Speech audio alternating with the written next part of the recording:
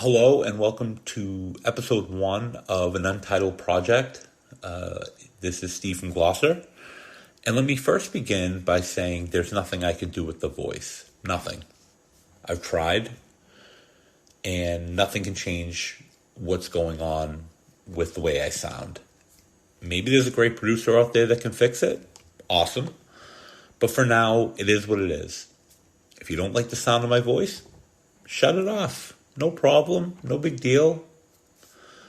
If you leave a comment or make fun of me, I'm just going to delete it because there's really no need for the negativity out there. And 99% of the people who leave comments probably don't have the balls to hit the record button and state the way they feel, while hopefully bringing some clarity and entertainment.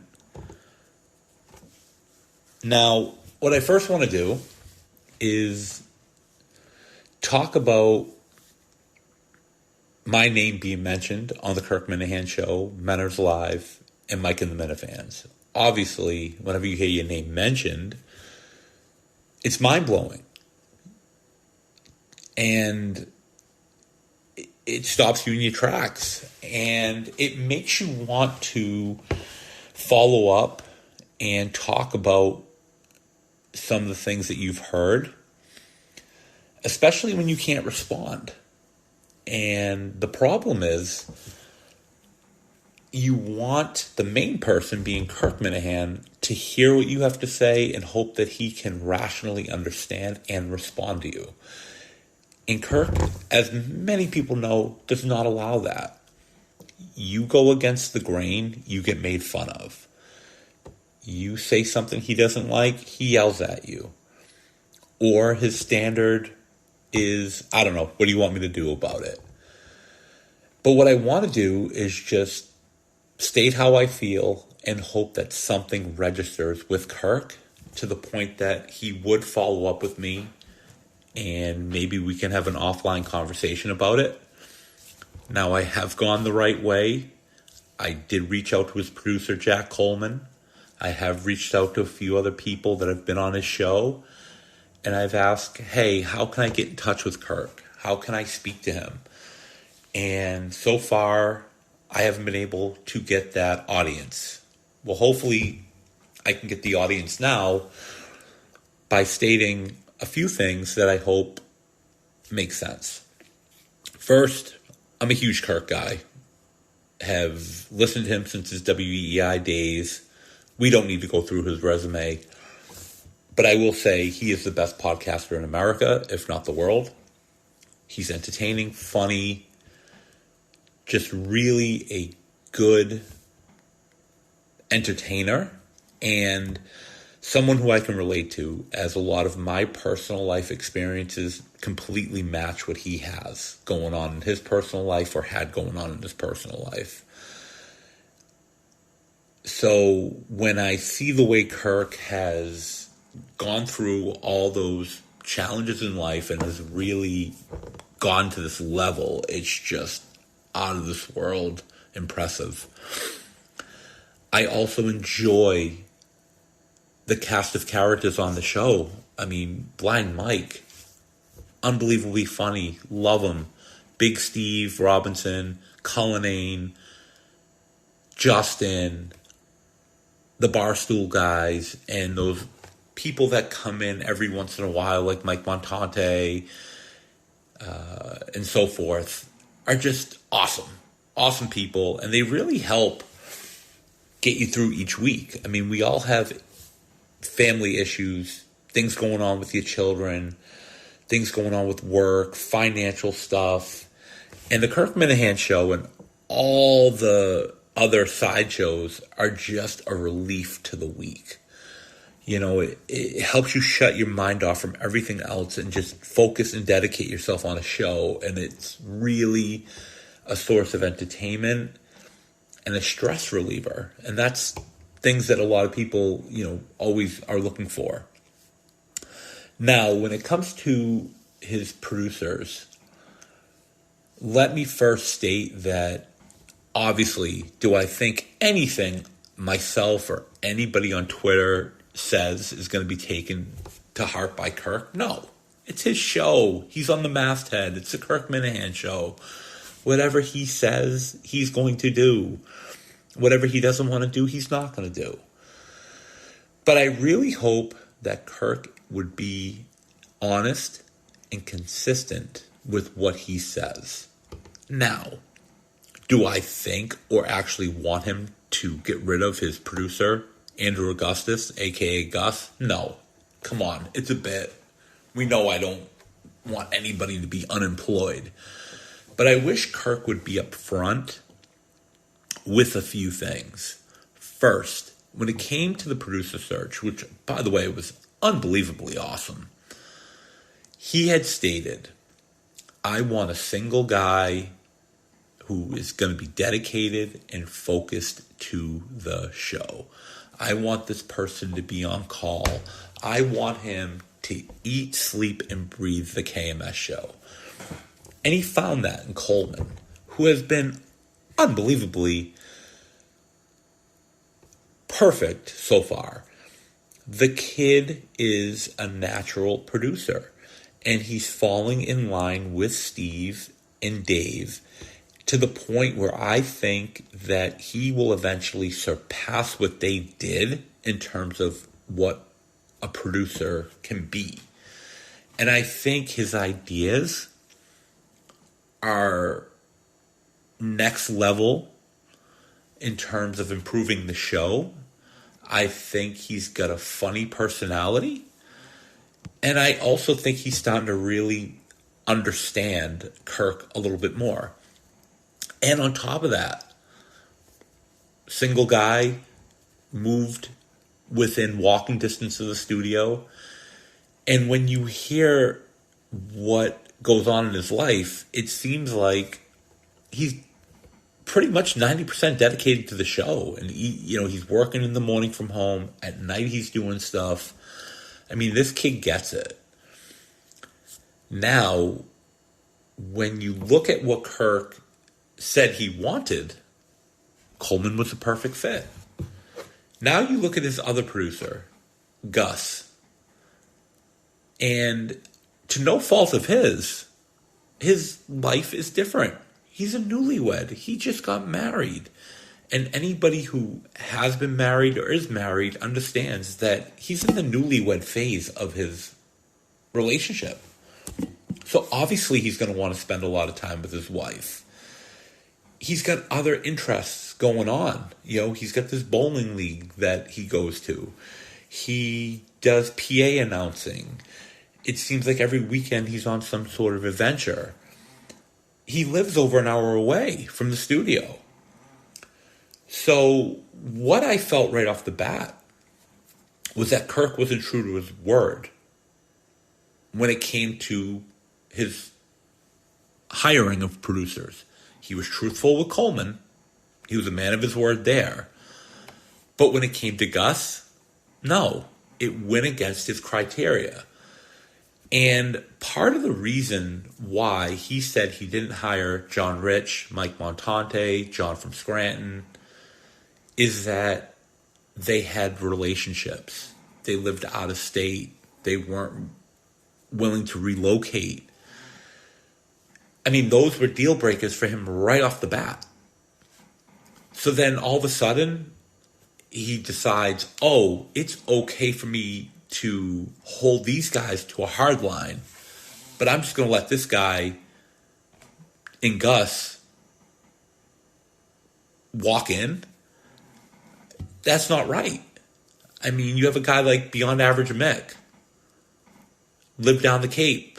Another person who Kirk said, too far. I don't know if you can make the travel every day to the studio. And this kid's like, I'll move. I'll get closer. I'll talk to my girlfriend about it. And even in jest, and obviously nobody wanted him to do it, he was even talking about breaking up with his girlfriend to dedicate himself to the show. Now, obviously, people need to have lives. You can't do this 7 days a week, 24 hours a day. And I'm sure Kirk obviously doesn't do that either. But it just seems like Gus is more dedicated to Gus than he is the show.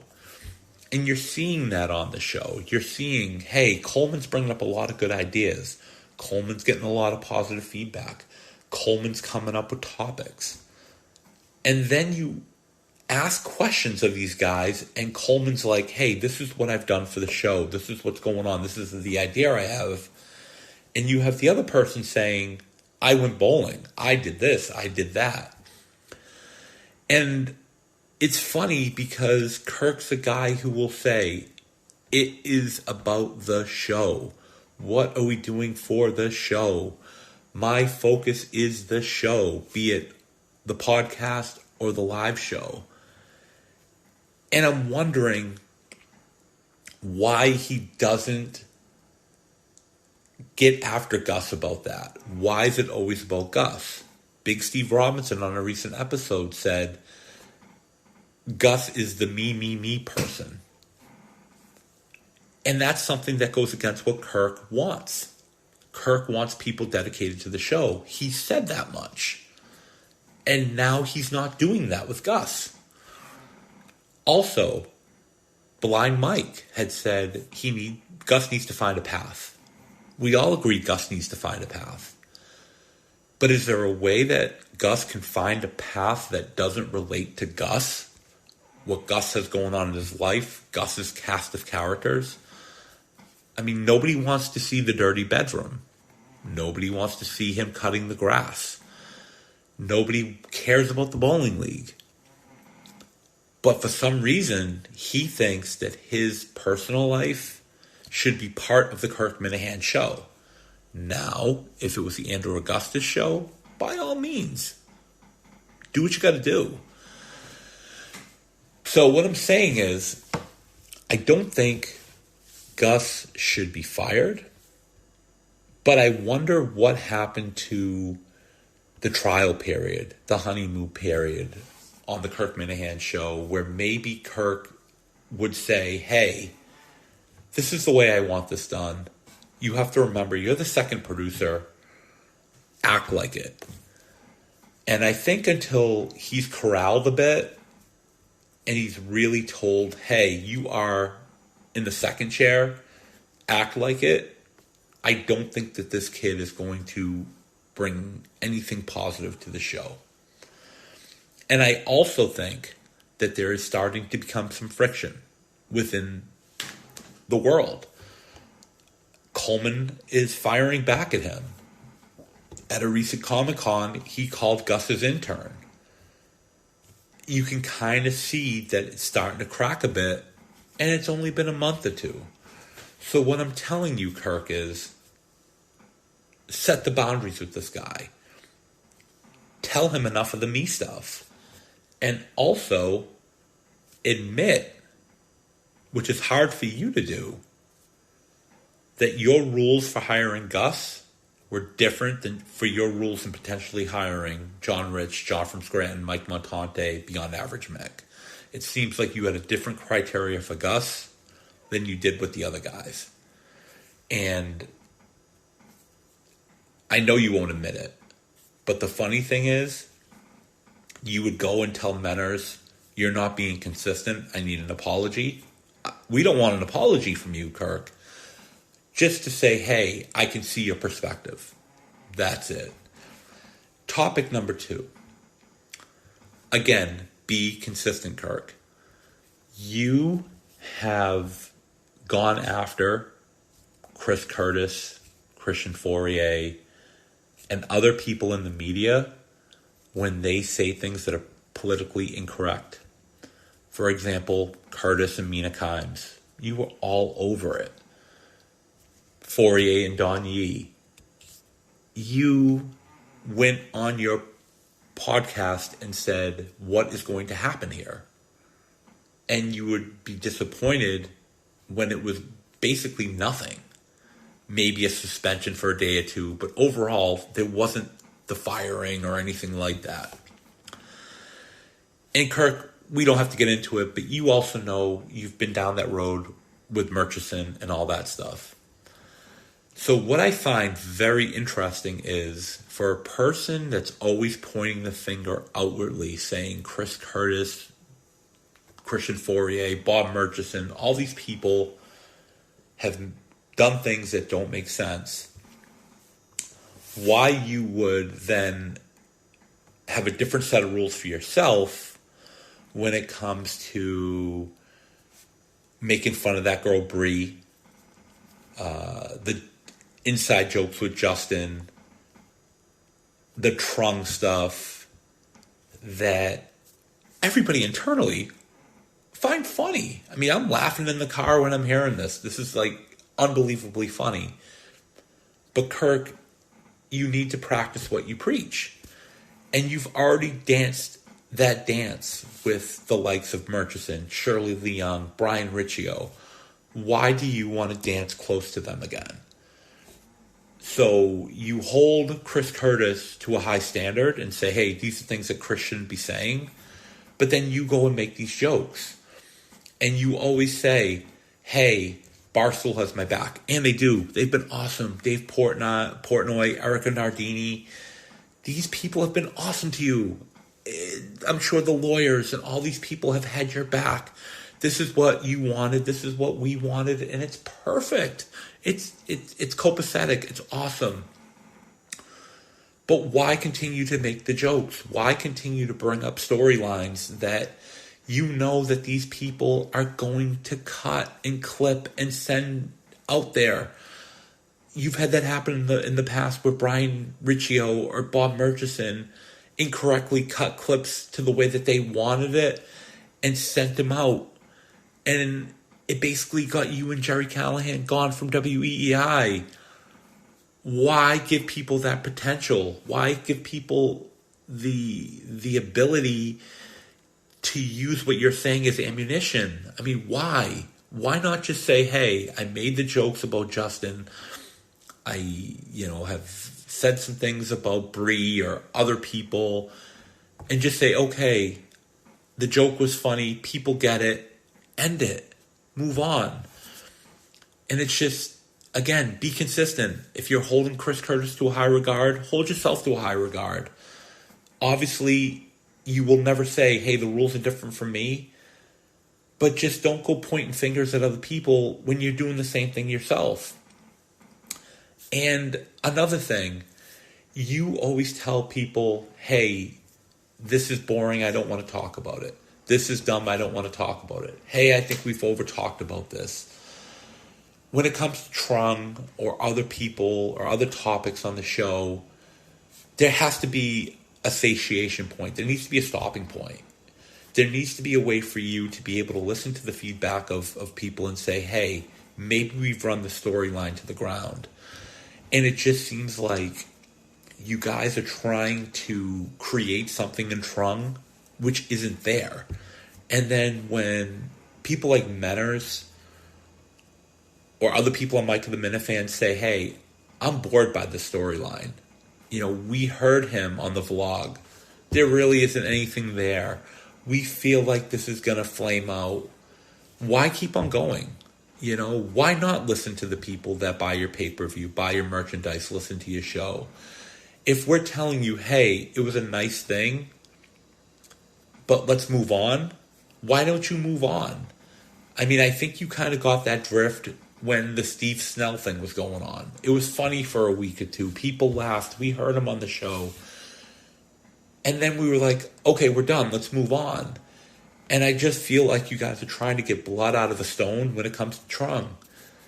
There's just nothing there. There's no life to this one. And now we're talking about merchandise, T-shirts, having him on the show, doing a podcast from the bowling alley. I mean, Kirk, do you ever put your finger in the air and take the pulse of the room or look at the room and be like, hey, none of us are really interested in this, and the people that are just appeasing you. Because you mention him or Coleman mentions him or Gus mentions him, then people feel like, okay, we should be able to listen to Kirk when it comes to that stuff. And the problem is, and this is my final point, nobody's allowed to go against the grain. And maybe that's your mentality. Maybe that's the way you were brought up. I was brought up the same way, to never be able to admit, hey, rules are different. But why is it that when other people bring up topics that you find boring, you're able to shut down? But when a lot of your listeners are saying, hey, this thing is boring, this angle, this person, this storyline, you don't have the ability to say, hey, I get it, but I want to continue. That's all we're asking for. Be consistent. Hold the same rules for everybody. You know, you can't point fingers at people and then not expect people to disagree. And when people have different opinions, be able to hear those opinions and say, hey, I get it. I know where you guys are coming from. And the problem is, we'll get the greatest hits. You'll make fun of somebody. You'll make fun of me. Totally fine. No problem. You'll get your peanut gallery to do it on the show. Oh, let's make fun of him. Oh, he's an idiot. Then callers are going to call in and be like, oh, this guy's awful. Or there's going to be posts on Twitter or YouTube. This guy needs to get a life. But instead of doing that, why not just openly say, hey, I get your points. I get what you guys are doing. Maybe we should revisit this. It's what you do in business. You have a business model. You say, hey, we're doing it this way. We're not selling well. How can we make changes? You make changes. You move on. And I think you really need to take inventory of what you have going on. Storylines, your producers, merchandise, and you oftentimes say, I don't care. But Kirk, we know you care. You're the most competitive guy that is a part of Barstool. You care when it comes to trivia. You care when it comes to golf, mini golf, surviving Barstool, or anything that you have going on. Your show, the pay-per-views. You care. So when you have this attitude of like, I don't care, do what you want to do, that's not you. You know, you're a person that saw a small screen in Plymouth. And again, Kirk on the show says, I don't care what you guys do. That burns you up in Plymouth, and you got rid of Cullinane because of it. So be consistent. You know, you can't behind the scene say, I care about this, I want this to be better, I'm going to make changes. And then on the show you have this, do what you got to do mentality. You say to people like Menners, be consistent. You be consistent. You do what you say you're going to do. You practice what you're going to preach. And if you set guidelines for one producer to get the job, be consistent across the board. And if you say, hey, I want this producer to do something, make sure the other producer does that as well. And give people the opportunity to state the way they feel without having to come onto a show and apologize. And I'm not going to go on to your show. I don't want to. I don't want to go in the third chair. And this isn't a plea to go in the third chair. I don't want to be called during the show. I got a life. I got things going on in my world. So this isn't an angle. This isn't like, oh my God, he wants to be on the show. No. What I want is consistency. Across the board consistency. Do unto others as you would do to yourself. If you say something to one person, make sure you say it to the other person. And there has to be a finality if things don't work out well. If a producer isn't doing well, you have to be able to cut the cord. If a storyline isn't doing well, you need to be able to cut the cord. That's just my feelings. Anyway, episode 1, I don't know what this thing is going to be titled. I don't know if there's going to be an episode 2, but I really hope that this wasn't too much of a manifesto or a rant. And I promise you, if there is an episode 2, it'll be a lot more cheerful. Thanks. Talk to you soon.